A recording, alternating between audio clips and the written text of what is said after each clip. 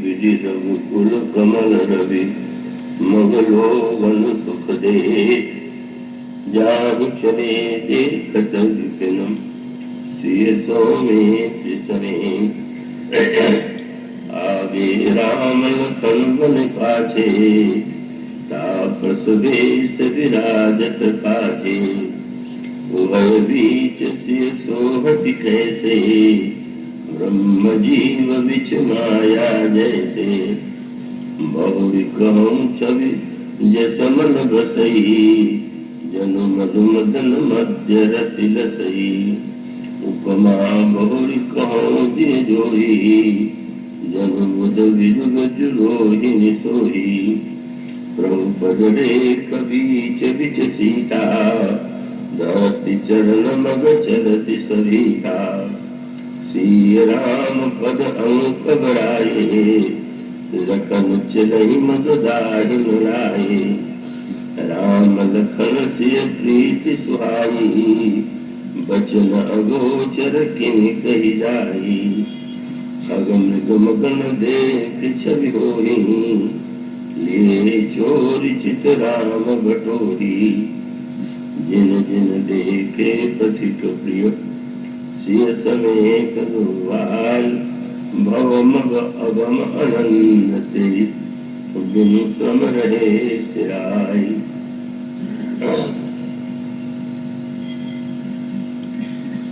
प्रभु श्री रामभद्र की महती अनुकंपा से इस वर्ष से अवसर मिला है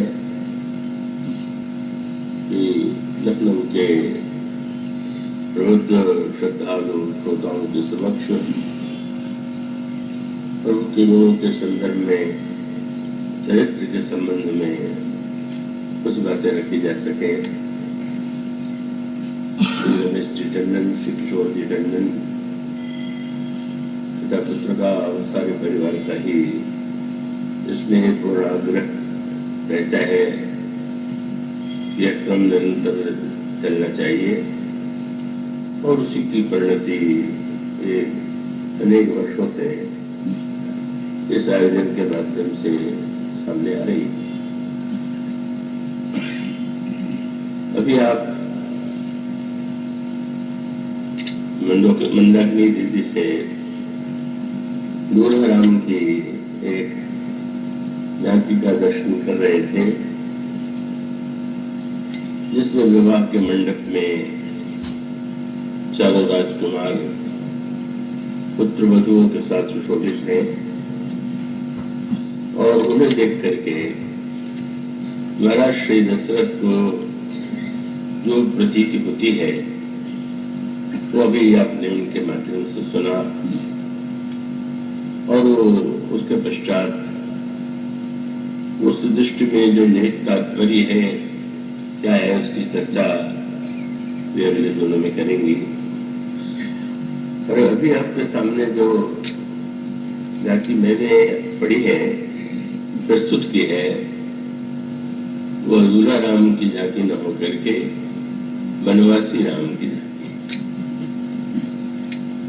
सचमुच कई अनेक भक्त श्रोताओं के द्वारा प्रसंग कहने का आग्रह मुझसे किया गया, तो जो प्रसंग चुने गए वो सभी बड़े सुंदर मधुर हैं और मैं चेष्टा करूंगा कि वे सभी इसी प्रसंग में समाहित हो जाए।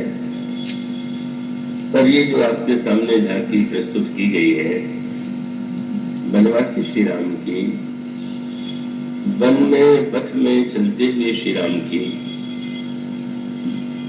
इस झांकी का क्या उद्देश्य है, क्या तात्पर्य है?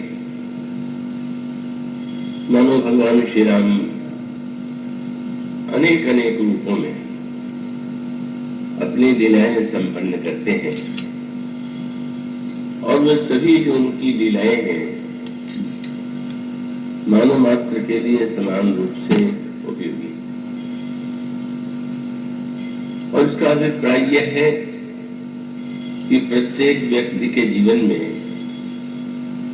एक रास्ता तो होती नहीं, परिवर्तन होता ही रहता है। परिवर्तन ही सृष्टि का क्रम है और उस परिवर्तन को स्वीकार करने में व्यक्ति घबराता है, उसे अच्छा नहीं लगता। वो चाहता है कि जो हमें प्रिय लगने वाली परिस्थिति है, ये जो वस्तु है, वो सदा मेरे पास रहे, वो एक रस रहे। पर वो तो यह सत्य के अनुकूल नहीं है। ये जो संसार शब्द है, उसका अर्थ आप जानते होंगे, संसार में संसार जो सरकता जाता है, खिसकता जाता है, वह संसार है। तब प्रभु अपने चरित्र के द्वारा अनेक रूपों, सुख दुख की अनेक घटनाओं, जय और पराजय के अनेक चित्र जब वे प्रस्तुत करते हैं, तो उसका अभिप्राय यही है कि उन परिस्थितियों को जब हमारे जीवन में, आपके जीवन में वो परिस्थितियां आए, तो हम उसे कैसे स्वीकार करें। पराजय शब्द से शायद आप चौंके होंगे, आपको लगा होगा कि उनके जीवन में पराजय तो कभी नहीं है, पर ऐसा नहीं। आप पढ़ते हैं नागपास में भगवान श्री राम, लक्ष्मण, सारी सेना नागपास में रावण के द्वारा या मेघनाथ के द्वारा बांध दी जाती है। तो यही तो लगता है कि श्री राम इस समय पराजित हैं, बंधन में बंधे हुए हैं और अपने आप को बंधन से मुक्त नहीं कर पा रहे। यदि मेघनाथ के शक्ति बाण के द्वारा लक्ष्मण मूर्छित होते हैं, तो उसका भी तात्पर्य है कि उनके जीवन में भी तो चाहे वो कुछ समय के लिए हो, पर पराजय का क्षण आता है। और यही क्रम यहाँ तक कि श्री हनुमान जी जो हमारे अब तक के परमाराध्य हैं, उनके जीवन में भी पराजय की स्थितियां आती। जब कुंभकर्ण से युद्ध होता है, तो सुखदेव गोस्वामी जी ने कहा कि कुंभकर्ण ने सभी योद्धाओं को मूर्छित कर दिया और उसमें श्री हनुमान जी का दिया। हनुदादि कपिमर्द मूर्छित करी समेत सुग्रीव, कांत दाग कपिराजिक्रम चला अमित बलसीव। तो इसका अभिप्राय है कि भगवान के चरित्र में और भक्तों के चरित्र में भी विजय के ही नहीं, पराजय के भी क्षण आते हैं। सुख के ही नहीं, दुख के भी क्षण आते हैं। अनुकूलता के ही नहीं, प्रतिकूलता के भी क्षण आते हैं। और उन समस्त परिस्थितियों में प्रभु जो हमें प्रेरणा देते हैं, आदर्श प्रस्तुत करते हैं, वो हमारे लिए अनुकरणीय है। और इस संदर्भ में दूल्हा राम दूल्हा वेश किसे प्रिय नहीं लगता। दूल्हे की झांकी की अद्भुत शोभा है, जिससे देख करके समस्त मिथिलावासी धन्य हो जाते हैं। पर यह दृश्य जिसमें भगवान राम, इनके सिर पर स्वर्ण हीरे जटित मुकुट नहीं है, रत्न और आभूषण नहीं है, रेशमी वस्त्र नहीं है, जो वल्कल वस्त्र पहने हुए हैं। और उस वल्कल वस्त्र में श्री राम मन पथ में जा रहे हैं और जाते हुए उनके चरणों में पादत्राण भी नहीं, जूते भी नहीं, और उस पथ पर श्री राम चलते हैं। और चलते हुए श्री राम की जो जाती है, उसमें सबसे महत्व का सूत्र जो आगे चल करके अनेक संकेतों से गोस्वामी जी ने प्रस्तुत किया, श्रीमद् भागवत में भी इसी का संकेत किया गया। भगवान श्री राम जब मिथिला में गए, तो जनकपुर वासिनी स्त्रियों ने फूल बरसा करके उनका स्वागत किया, पुष्प की पंखड़ियों से उनका अभिनंदन किया गया और जनक नंदिनी ने स्वयं जयमाल पहना करके प्रभु का वर्ण किया।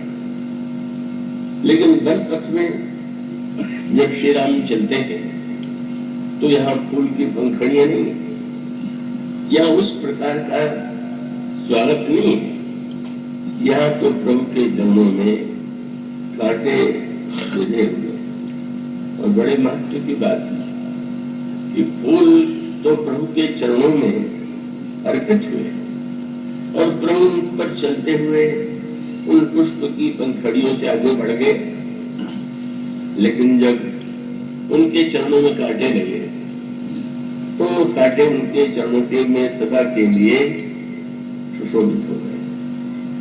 और भक्तों ने भगवान के जिन चरणों को सबसे अधिक महत्व दिया वे चरण वही है कि जिनमें कांटे लगे हुए। भगवान वेदव्यास से पूछा गया कि जब अपनी लीला पूरी करने के बाद भगवान स्वयं अपने लोक में पधारे तो वो क्या संसार के लोगों के लिए कुछ देकर के गए? तो भगवान वेदव्यास से यही कहते हैं कि भगवान अपने चरणों को भक्ता नाम हृदय विन्निस्य, भक्तों ने भगवान ने भक्तों के हृदय में अपने चरण छोड़े। और वो चरण कैसे हैं? विद्ध दंडक कंडकई, जिन चरणों में दंडक बन के कांटे चुभे हुए हैं उन चरणों को छोड़ करके गए। बड़ी अनोखी बात है। इतने मधुर दृश्य, इतने मधुर चित्र, प्रभु की अनेक दिव्य झांकियां, और उसमें जब भगवान वेदव्यास कहते हैं कि वे कांटों से विधे हुए विद्ध दंडक कंडकई भक्तों के हृदय में उसे स्थापित करके जाते हैं, क्या बात करें उसको।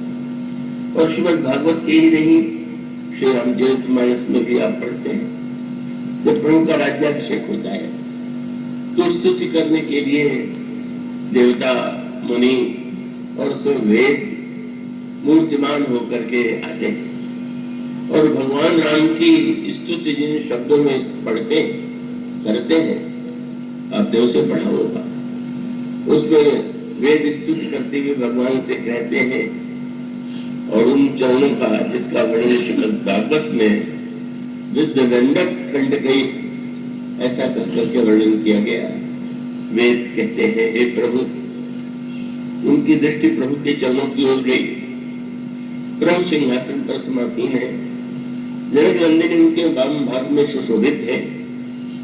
श्री भरत लक्ष्मण शत्रुघ्न छत्र चमर धनुष लिए हुए और श्री हनुमान जी बेदन लिए हुए प्रभु के उस राज्याभिषेक का एक दिव्य रूप प्रस्तुत कर रहे हैं। पर उन वेदों का ध्यान गया किस वस्तु की ओर, और उन्होंने उसकी ओर देखा और वह था श्री राम का चरण। और जब उन चरणों की स्तुति उन्होंने किया तो चरणों के साथ कांटों की बात उन्होंने भी जोड़ी। श्रीमद् भागवत में भी यदि भगवान के कंठ से विधे हुए चरणों का वर्णन है तो वेद भी यही कहते हैं, ध्वज पुलिस अंकुश कंज जुत बन फिरत कंटक किन लहे, पद कंज द्वंद मुकुंद राम रमेश नित्य भजामे। हे प्रभु, आपके चरणों में ये जो चार रेखाएं और उन रेखाओं के साथ साथ आपके चरणों में जो कांटे बिछे हुए और उसके साथ साथ आपके चरणों में चलते हुए ऐसा लगता है कि कुछ घंटे के चिन्ह भी बन गए। हे प्रभु, इन चरणों के प्रति हम नमन करते हैं, हमारा प्रणाम स्वीकार करें। मानो कंठ का किरण पथ पर प्रभु के चरणों के जो कांटे हैं वो सदा सदा के लिए उनके चरणों में सुरक्षित हो गए। तो ऐसा लगा कि कभी प्रभु ने उनको निकालने का प्रयास भी किया तो जैसे वे कांटे निकाल नहीं पाए। क्यों इतना महत्व दिया गया, क्या तात्पर्य? और वो सूत्र वही, क्यों तो प्रत्येक व्यक्ति चाहता है कि हमारे मार्ग में लोग फूलों की वर्षा करें, स्वागत करें, अभिनंदन करें, लेकिन जीवन का पथ जो है वो सदा फूलों से भरा हुआ नहीं होता है। अनेक बार ऐसा होता है और बहुधा होता है कि जो व्यक्ति के सामने जो पथ होता है वो कंड का किरण होता है, कांटों से भरा हुआ होता है। और तब भगवान श्री राम ने हम सबको जीवन के व्यवहार और परमार्थ दोनों ही क्षेत्रों में ये श्री राम के अवतार की जो विशेषता थी बेटी मंदाकिनी ने आपको सुनाई, तो उसमें भी उसका भी अभिप्राय यही है कि भगवान श्री राम के चरित्र की पूर्णता यही है कि उसमें जीवन के सारे पक्ष आलोकित होते हैं। ऐसा कुछ नहीं है कि जीवन की एक दिशा, एक महानता उनके चरित्र में त्याग की महिमा दृष्टिगोचर हो रही हो, वैराग्य की महिमा दृष्टिगोचर हो रही हो, ऐसा नहीं। इसलिए गोस्वामी जी ये कहते हैं कि श्री राम साक्षात ब्रह्म है और ब्रह्म के चिंतन से, ब्रह्म से एकाकार होकर हमें मुक्ति प्राप्त होती है। लेकिन परमार्थ के साथ साथ व्यवहार में भी जब अंगद भगवान श्री राम से विदा लेते हैं या ये कहें कि उन्हें विदा किया जाता है और जब वे वहां से चलने लगते हैं तो उनकी मनुष्य चक्षुओं के सामने उनके मन में कौन से दृश्य आए? वो समझे ने कहा कि जब वो चल रहे हैं तो राम विलोकन, श्री राम कैसे देखते हैं और श्री राम कैसे बोलते हैं, श्री राम कैसे चलते हैं। राम विलोकनी बोलनी चलनी, और फिर जब भगवान राम मुस्कुराते हैं तो कैसे मुस्कुराते हैं, और भगवान राम जब किसी को हृदय से लगाते हैं तो वो कैसा होता है।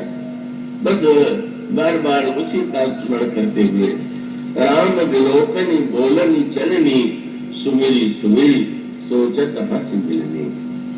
मानो वो क्षण जिस तरह से प्रभु को उन्होंने देखा, बोलते हुए, चलते हुए, मुस्कुराते हुए, हृदय से लगाते हुए, उनके हृदय में ऐसा अंकित है कि वे उसी की स्मृति में डूबे हुए चले जा रहे हैं। न चाह करके भी वहां जा रहे हैं जहां पर वो नहीं चाहते थे, घर नहीं लौटना चाहते थे। उन्होंने तो श्री राम से यही कहा कि प्रभु आप कृपा करके स्मरण करें कि मेरे पिता की मृत्यु होने लगी तो उन्होंने आपके हाथों में मेरा हाथ दे दिया था और आपके प्रति समर्पित कर दिया था। मरते वेर ना तुम ही बाली, गए वो तुम्हारे ही पोछे बाली। हे प्रभु, जब वो आपके करकमलों में मुझे दे गए तो आप कृपा करके मुझे अब घर जाने के लिए मत कहिए, मैं बस यहीं रहूंगा और बस जो भी मुझे सेवा दी जाएगी, जो भी कार्य मुझसे करने के लिए कहा जाएगा कि नीच टहल गृह कह सब करियो, पद पंकज बिलो की भवतरह तरिहो, और सब परिचर रहे गरी पाही, अब जनि नाथ कहो कह जाए। पर प्रभु इतनी करुण प्रार्थना सुन करके भी बाहर से यही लगा कि कुछ कठोर से दिखाई दे रहे हैं। इतनी करुण प्रार्थना सुनने के बाद वे अंगद की इच्छा पूर्ण नहीं करते। अंगद यदि नहीं घर लौटना चाहते तो प्रभु क्यों नहीं बातें कर रहे हैं कि तुम अब चले जाओ, घर जाओ। और इसका तात्पर्य कि भगवान श्री राम का जो चरित्र है, उनका जो आदर्श है, वह मानव मनुष्य को हर दिशा में प्रेरित करता है। और उस प्रेरणा का मूल उद्देश्य क्या होता है वे जानते हैं। व्यक्ति का मन ऐसा अनोखा है और अलग अलग व्यक्तियों के मन में भिन्नता होती है, और जो अलग अलग प्रकार के मन वाले व्यक्ति हैं, अगर उन सबको एक ही प्रकार की साधना बता दी जाए, ऐसा कई बार होता है। कई श्रेष्ठ पुरुष भी, कई महात्मा भी, उनका आग्रह होता है किसी सिद्धांत में, किसी पद्धति में, किसी मान्यता में, और अपने आने वाले प्रत्येक व्यक्ति को वो वही उपदेश देते हैं और ये कहते हैं कि तुम्हारे कल्याण के लिए यही एकमात्र उपाय है। और अपने स्थान पर उनका अनुभव सही हो सकता है और होता ही है। लेकिन यह तो आवश्यक नहीं है कि एक महापुरुष या एक श्रेष्ठ व्यक्ति को जिस मार्ग पर चल करके सफलता मिली दूसरे व्यक्ति के लिए भी वह उपयोगी।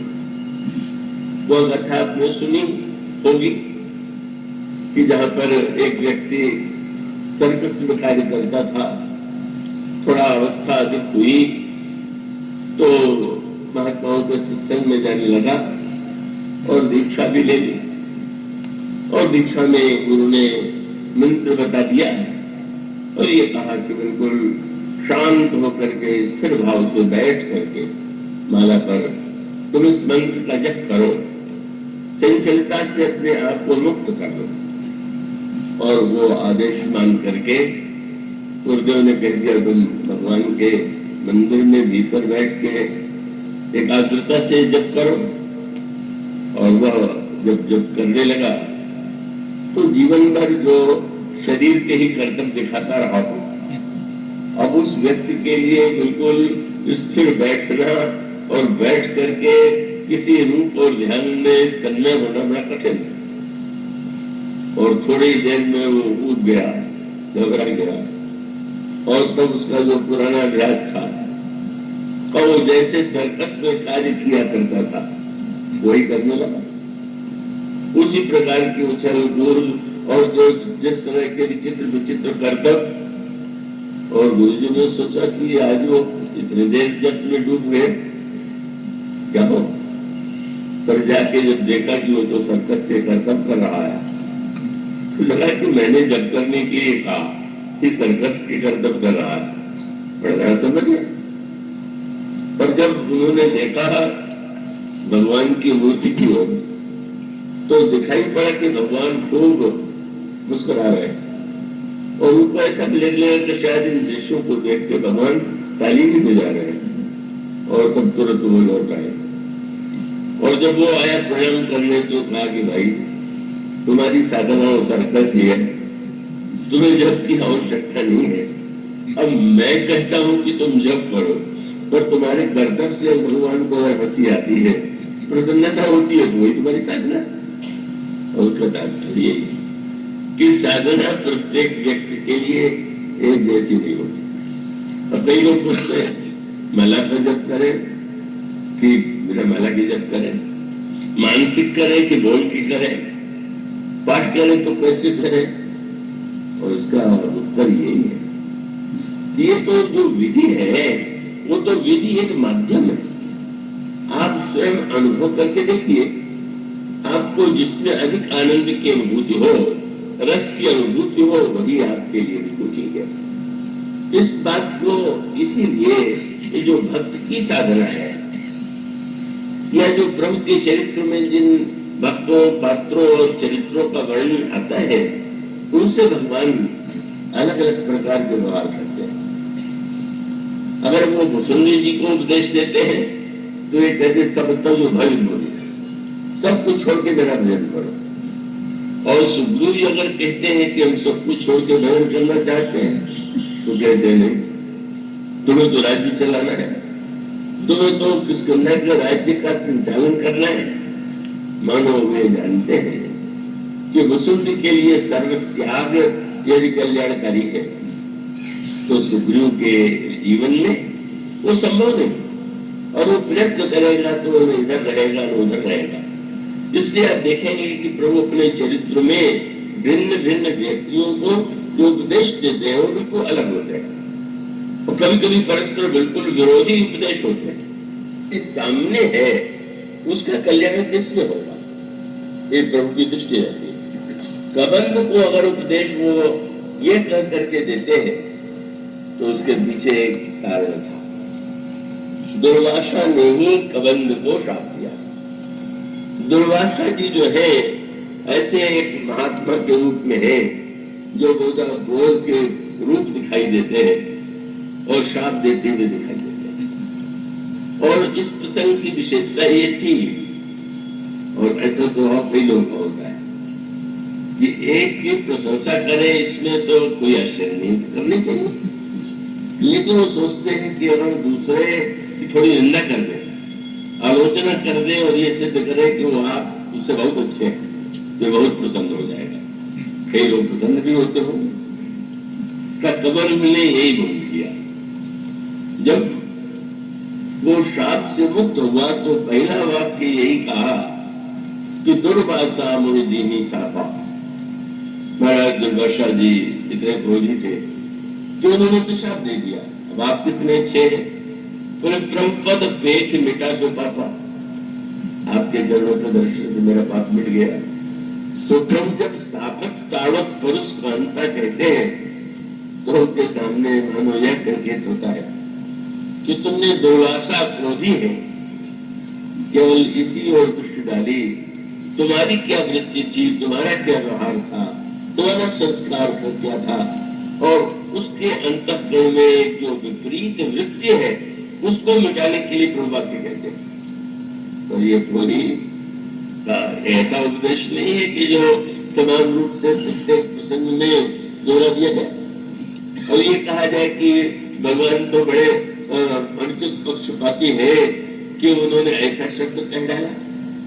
यह कबंध जैसे व्यक्ति के लिए अवंतर यही है कि गौतम ने अहिल्या जी को शाप दिया, पर भगवान के चरणों के चरण धूल के स्पर्श से अहिल्या अगर चेतन हो गई तो अहिल्या ने नहीं कहा तेरे पतिदेव तो बड़े कठोर स्वभाव के थे, उन्होंने थोड़ी सी बात पर मुझे पत्थर बना दिया, आप कितने कोमल हैं कि आपने तो मेरा उद्धार कर दिया। आपने तो अहिल्या ने यही कहा, मुनि शाप जो दीन्हा अति भल कीन्हा परमानुग्रह में। हमारे पतिदेव ने जो शाप दिया वो भले ही कठोर प्रतीत हुआ हो, पर कितनी बड़ी कृपा थी। इसका परिणाम हुआ कि आपको पाने के लिए कितनी साधना करते हैं लोग, तपस्या करते हैं, तीर्थ यात्रा करते हैं, पर उस शाप का ही तो परिणाम हुआ कि यही में पड़ी रही और स्वयं आप आए, आकर के आपने धन्य बनाया। मैं अपने पतिदेव की आभारी हूँ। तो कबंध के हृदय की वृत्ति को सामने रख करके ही यह वाक्य कहा गया। यह कोई रामायण का या श्री राम का सिद्धांत नहीं है। और इसका पता कैसे चलता है? गोस्वामी जी की ग्रंथ को आप किसी एक प्रसंग के माध्यम से अगर समझने की चेष्टा करेंगे, पढ़ेंगे, तो आपके मन में बहुत से प्रश्न। सारे ग्रंथ को आप पढ़िए और उसको आद्योपांत मिला करके देखिए, किस प्रसंग में, किस व्यक्ति को, किस परिस्थिति में उन्होंने क्या कहा। और इसीलिए गोस्वामी जी कैसा जोड़ते हैं, क्या बोले, ताहि देहि गति राम उदारा, कहा गए सबरी के आश्रम बहुधारा। कबंध को गति देने के बाद भगवान शबरी के आश्रम में जाते हैं। आप जानते ही होंगे, शबरी जो है शबर जाति की एक वनवासिनी, और वो शूद्र में भी अति शूद्र के रूप में मानी जा सकती है। पर कबंध को गति देने के बाद अगर भगवान किसी ब्राह्मण के चरणों की पूजा करते, मुनि को प्रणाम करते तो बात थी। और इतना ही नहीं, जब शबरी जी ने भगवान से कहा कि महाराज मैं आपकी स्तुति किन शब्दों में करूं, मैं तो अधम जाति, मैं जड़मति भारी, मैं तो नीच जाति क्यों। जो भगवान अभी जाति की महिमा बता चुके थे, सबसे पहले शबरी जी से उन्होंने उसी का खंडन किया। शबरी, तुमने कहा कि मैं नीच जाति की हूं, मैं नारी हूं, क्या तुम समझती हो कि मेरे लिए मेरी दृष्टि में जाति का महत्व है, पंथ का महत्व है, किसी धर्म का महत्व है? चौपाइयों में आपको क्या पढ़ने को मिलता है? कहा रघुपति सुन भामिनी बाता, मानो एक भगत कर रहा था। और जिन बातों का उन्होंने निषेध किया वो ठीक अभी जो पहले कर चुके थे सो उल्टा बोले, जात पाति कुल धर्म बड़ाई धन बल परिजन गुण चतुराई, समाज में इनका महत्व होगा, पर मेरे लिए तो जैसे कोई बादल जल रहित हो उसी प्रकार से वो व्यक्ति है। मैं तो केवल एकमात्र भक्ति का नाता मानता हूँ। कबंध की मनोवृत्ति को सामने रख करके प्रभु उससे अलग बात कहते हैं। शबरी के दिव्य स्वभाव के समक्ष प्रभु का एक हृदय स्पर्शी दूसरा भाव प्रकट होता है। और यही भगवान राम के चरित्र की विचित्रता जो है, वो जो व्यक्ति सामने होता है वे सबका कल्याण चाहते हैं, और वे जानते हैं कि सबका कल्याण एक ही पद्धति से नहीं हो सकता, एक ही मार्ग से नहीं हो सकता, एक ही मान्यता से नहीं हो सकता। और यही अंतर उन्होंने हनुमान जी और अंगद में किया। हनुमान जी ने जब सारे बंदर विदा होने लगे तो अयोध्यावासी कल्पना कर रहे थे कि हनुमान जी भी कहेंगे कि आप मुझे जाने की आज्ञा न दीजिए, पर प्रभु ने उनसे जाने के लिए भी नहीं कहा। और जब सारे बंदर जाने लगे तो भी चल पड़े। तो लोगों को बड़ा आश्चर्य हुआ कि हनुमान जी से तो जाने के लिए कहा भी नहीं गया, उनकी विदाई भी नहीं की गई। सबके लिए अलग अलग वस्त्र थे, और भरत जी ने, लक्ष्मण जी ने, जिसको जो सौंपा गया था, और विदा करते समय वो वस्त्र पहनाया, विदा किया। हनुमान जी के लिए तो कोई वस्त्र ही नहीं सिला था, कोई विदाई थी ही नहीं। और अंगद चरणों को पकड़ रहे हैं और व्याकुल स्वर में निवेदन कर रहे हैं, और प्रभु जो है बलात् उन्हें विदा कर देते हैं। तो मुसंडी जी ने तो कह दिया कि क्या कहे, कुलसहु चाही कठोर अति, कोमल कुसुम चाही, चित्त खगे सराम कर, समुझ परई कहूँ। उनका जो चित्त है वो पुष्प से कोमल, और कभी कभी लगता है कि वज्र से भी अधिक कोमल। तो अंगद को विदा करते समय भगवान जानते थे, हनुमान जी के विषय में ज्ञान था, ये सर्वत्यागी है, इनके जीवन में कोई आकांक्षा नहीं है, किसी प्रकार की भूख नहीं है। और अंगद के विषय में जानते हैं कि अंगद में अनेक विशेषताएं हैं, अनेक गुण हैं, लेकिन कुछ न कुछ ऐसी मानसिक ग्रंथियां हैं, और उन ग्रंथियों के कारण ही वो यहाँ रहना चाहते हैं। अंगद और सुग्रीव में एक प्रकार की दूरी थी, और अंगद को ये आशंका रहती थी कि अवसर होते ही सुग्रीव ये चाहेंगे कि उनको बड़ा अन्याय हुआ कि राज्य तो उन्हें दिया गया, पर वो राज्य देने के पश्चात श्री राम ने युवराज मुझे बना दिया, तो उन्हें कष्ट जरूर होगा, ऐसा कहीं वर्णन नहीं आता, पर उन्हें प्रतीत होता है कि वो सोचते होंगे कि अब पिता के बाद मेरे पुत्र को राज्य मिलना चाहिए, पर यह राज्य अंगद को युवराज पद दे रहे हैं। इसलिए उनको लगता है कि सुग्रीव तो कोई अवसर ढूंढते रहते हैं कि कोई ऐसी बात हो जाए कि अंगद को हम समाप्त कर दें। ये आपको स्कंदकांड में पंक्ति मिलेगी, जब उनके मुंह से आप वो वाक्य पढ़ते हैं कि जब उन्होंने कहा कि पिता बधे पर मारत मनु राखो राम निहोर लो। पिता का वध करने के बाद यदि मेरी रक्षा हुई तो श्री राम की उदारता थी, उनका वश चलता तो मुझे यही चाहते कि इनकी भी मृत्यु हो जाए। तो प्रभु जानते थे कि उनके पास रहने में एक सुग्रीव का भय है, आशंका है, और एक प्रकार की मानसिक दूरी है, इसलिए वे चाहते हैं माना जाए।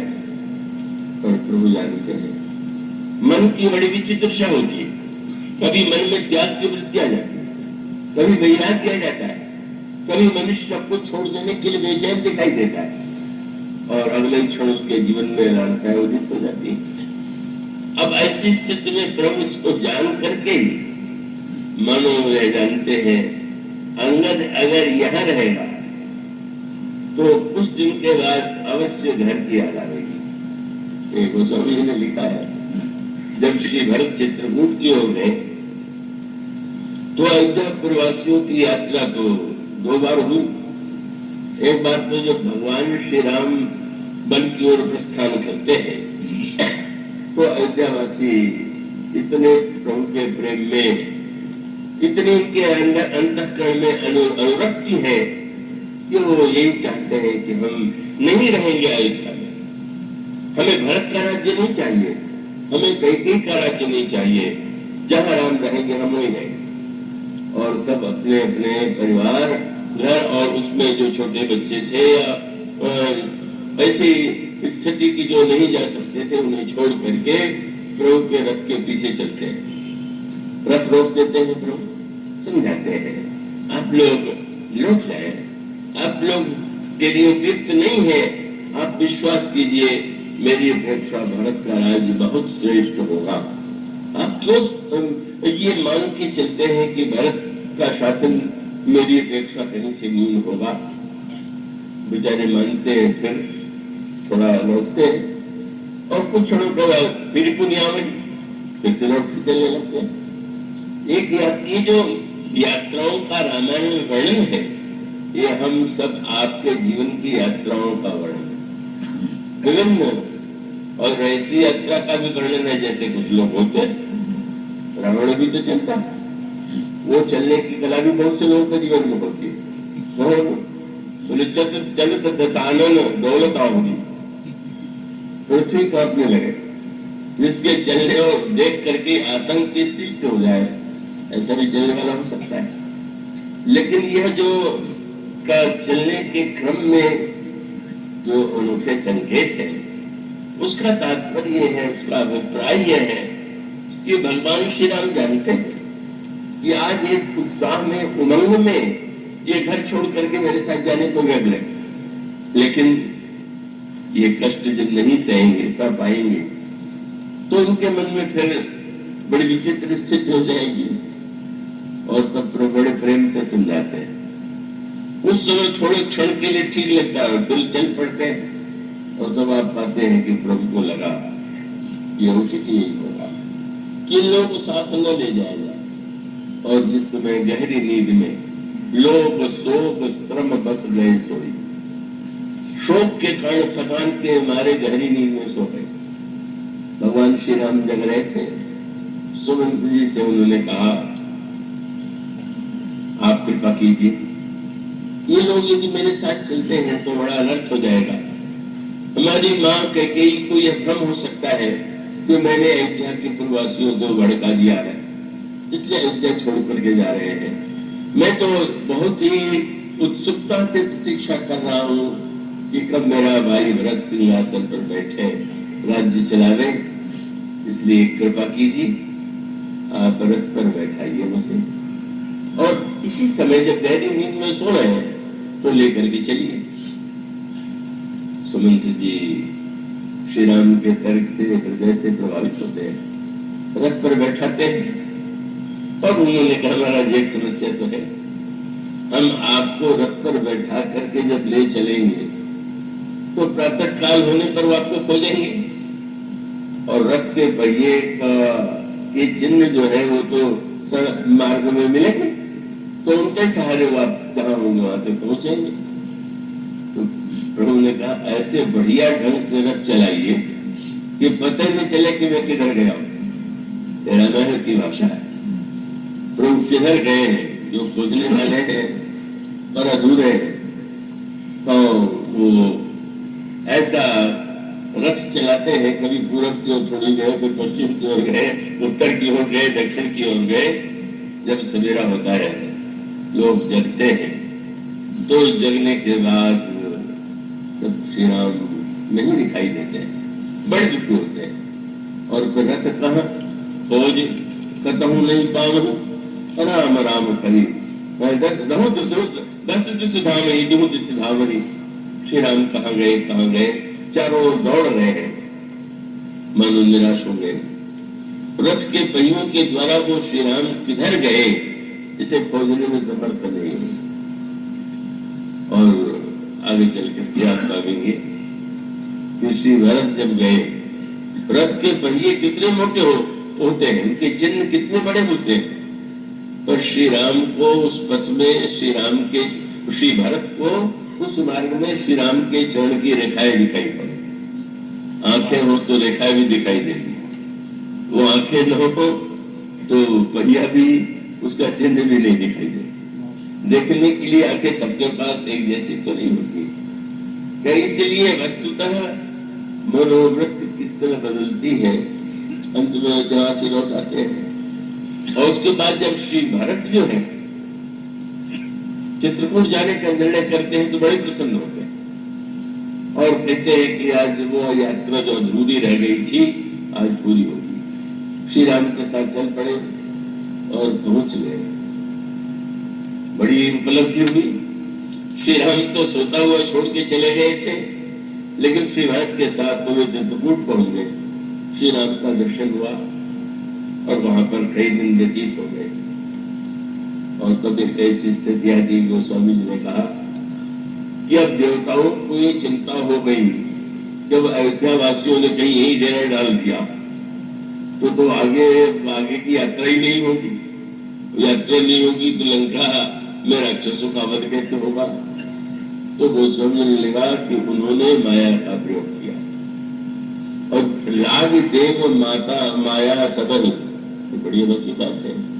उस माया का प्रभाव क्या हुआ, अब अयोध्या वासियों को घर की याद आने लगी। कितना मन विचलित होता है, कैसे बदलता रहता है, इसका अनुभव आज भी अनेक तीर्थों में देखने को मिलता है। लोग उत्साह में चले आते हैं तीर्थ में, कुछ दिन के बाद बेचारे परेशान हो जाते हैं, पर समस्या कभी कभी आती है। अब एक संग मन में आ रहा है कि भाई अब तो कई दिन हो गए, अब तो लौटना चाहिए। पर लगता है कि दूसरे से कहेंगे तो कह करे तुम्हारे मन में इतनी जल्दी घर की याद आ जाएगी, दोनों को याद आ रही और वो दोनों एक दूसरे के लिए कुछ नहीं कहते, एक होता है। कई बार ऐसा होता है कि आप देखेंगे मन में ऐसी बात आती है कि व्यक्ति केवल इसलिए नहीं कहता कि सामने वाले के मन में कहीं हमारे प्रति पहले धारणा न हो जाए कि बड़ा तुच्छ है, बड़ा ठीक है।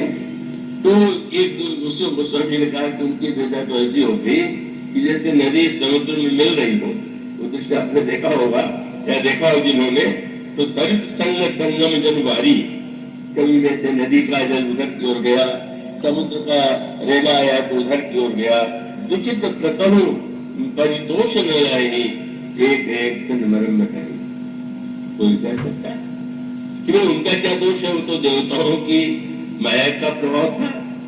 पर गोस्वामी ने कहा नहीं भाई, जैसे कोई रोग फैलता है तो सब तो रोगी नहीं हो जाते, दिखाई देता है।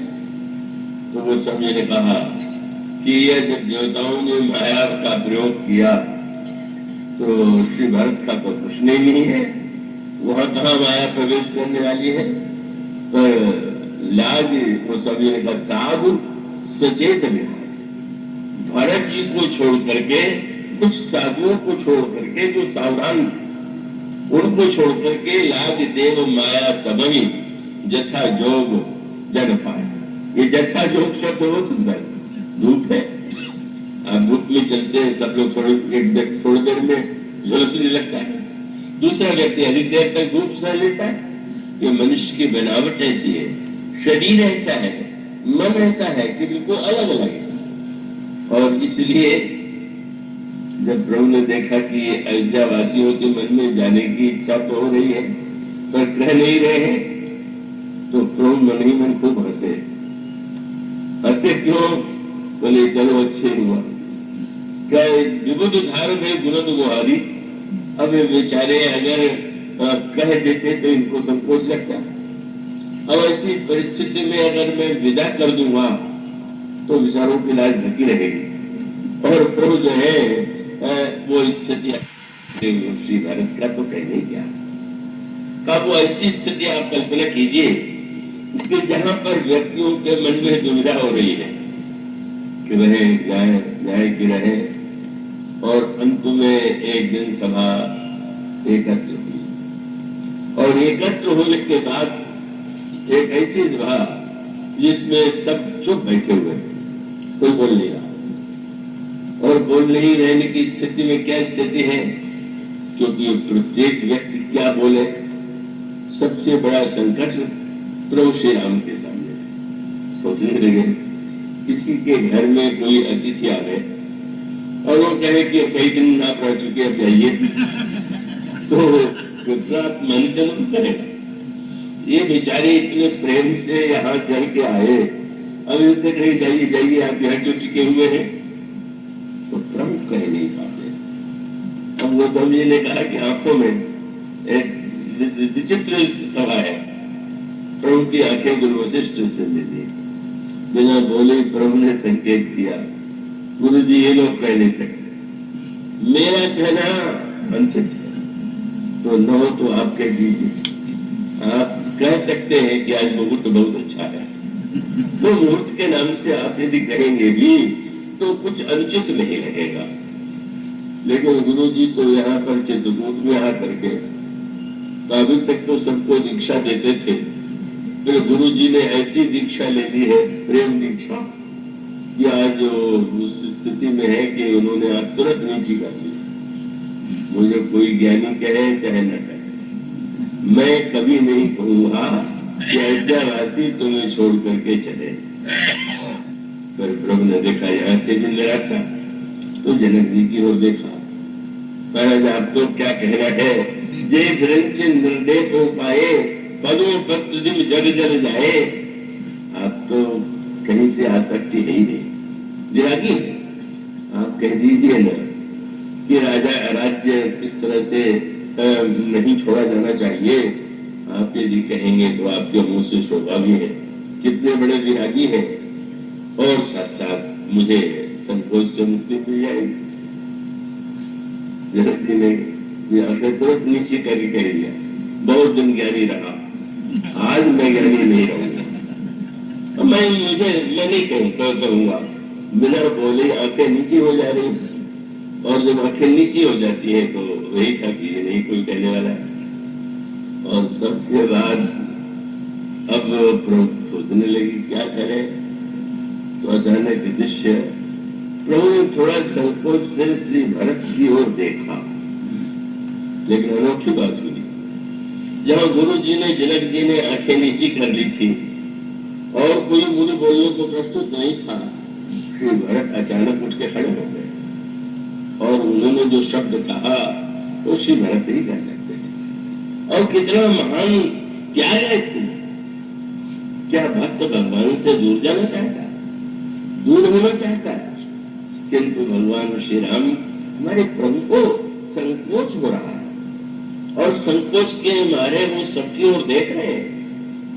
क्या ये उचित है हमारे प्रभु को इतना संकोच उठाना पड़े?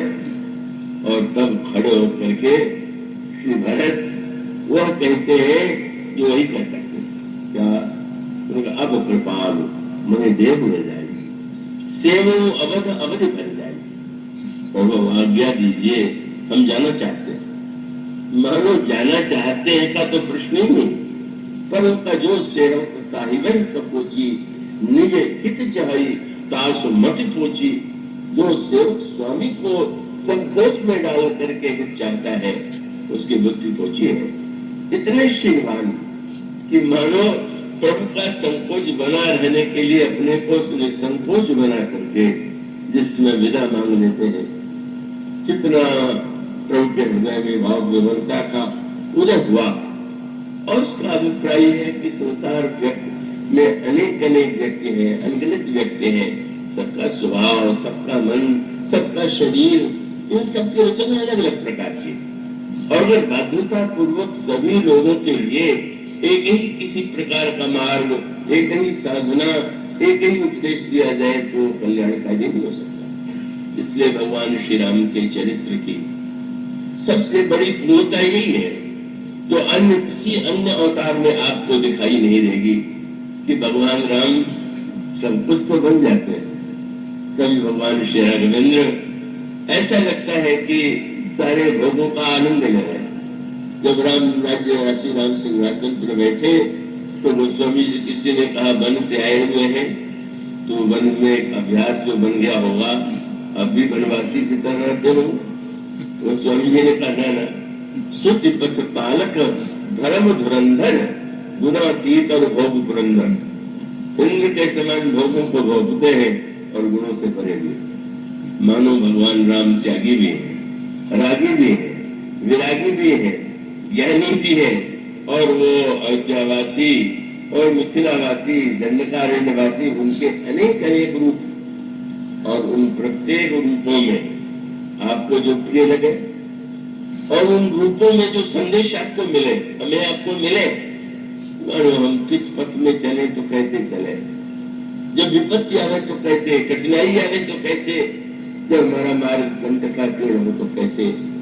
इसलिए भक्तों ने यह अनुभव किया कि वन पथ में प्रभु के चरणों में कांटे छिदे हुए, और कांटे कोई चाहता है न लगे, और लग जाए तो निकालना चाहता है, लेकिन श्री राम नाटक करते हुए भी जब नहीं निकलते हैं और भगवान वेद व्यास कहते हैं कि अपने चरणों में उन्होंने स्थापित कर दिया, भक्तों के हृदय में उनका दंडक वन के कांटों से विधा हुआ चरण आदि। और वेद भी कहते हैं कि प्रभु आप धन्य हैं कि आपने कितना कष्ट नहीं उठाया, कितने कांटे आपने अपने चरणों में, आपने फूलों को चाहे वहीं छोड़ दिया हो, लेकिन कांटे तो आज भी आपके चरणों में शोभित है। यह जो पथ श्री राम है, हमें आपको जीवन पथ पर चलना सिखाते हैं। किस तरह चलते हैं? तीन ही चलने वाले हैं, एक आगे, एक पीछे, एक बीच में, और तीन शब्दों में जीवन का सारा रहस्य छिपा हुआ। कौन आगे, कौन पीछे, कौन बीच में? कहीं अगर तीनों में सामंजस्य न हो तो आगे आगे के लिए झगड़े होते ही रहते हैं। तो आगे के झगड़े के स्थान पर तीनों का जो आनंद है, तीनों की जो चलने की स्थिति है, और जिसमें तीनों इतने आनंदित हैं कि उस आनंद का वर्णन शब्दों में संभव नहीं है। और उनके द्वारा जो संदेश है, इसकी चर्चा कल से प्रारंभ की जाएगी। बोलिए श्याम।